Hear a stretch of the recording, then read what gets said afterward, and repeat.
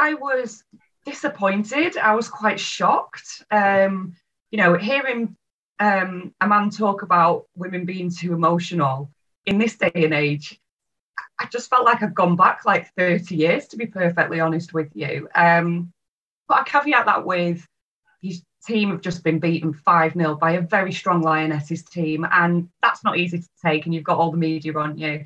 Let's think about the 15,000 plus people that were at the match. That's amazing. Let's think about the fact from a Lionesses point of view, we're almost there, one more point going into the Euros, so that's brilliant as well. So there's a lot of positives to take from the game, but I think the fact that we talk about being too emotional, it's something women have had to face for years and years, right across society, not just sport. And the comments are very unhelpful and not particularly inspiring to young girls and boys who are watching that game who think that's okay to talk like that.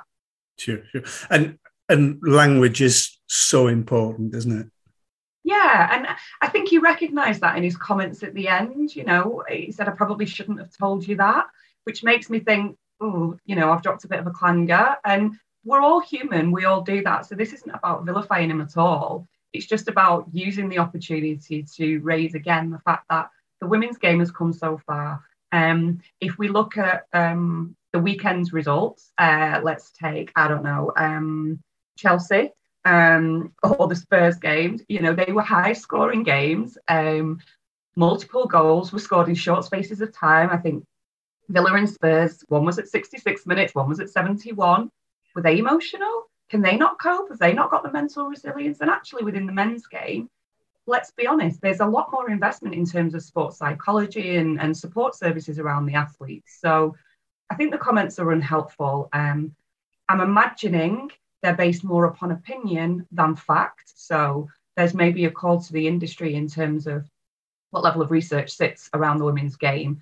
And what is the spend that's going into supporting the women's teams, whether that's internationally or, domestically. I think if we look at a bigger picture here, I don't think it's emotion. I think Northern Ireland, Macedonia have just been beaten by very convincing England sides. And if you look at the infrastructure maybe that exists in those countries and the investment into the women's game there, maybe it's not as significant. I mean, the FA have been incredible in terms of what they're putting behind the women's game. And we're seeing, the WSL develop into the most competitive league in the world.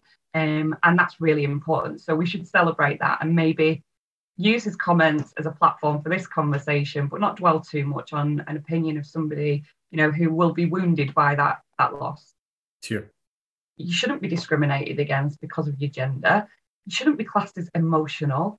Everyone has emotions. When you make comments like that, it's almost like it's not okay to show your emotion. So it's not okay for men to show their emotion. And yet we know that suicide rates in men, particularly young men, are very, very high. So why is it not okay to show your emotion? So, I think I would just challenge people to think more personally about people related to them, because I think when you do that, you maybe do consider what comes out of your mouth in a slightly different way.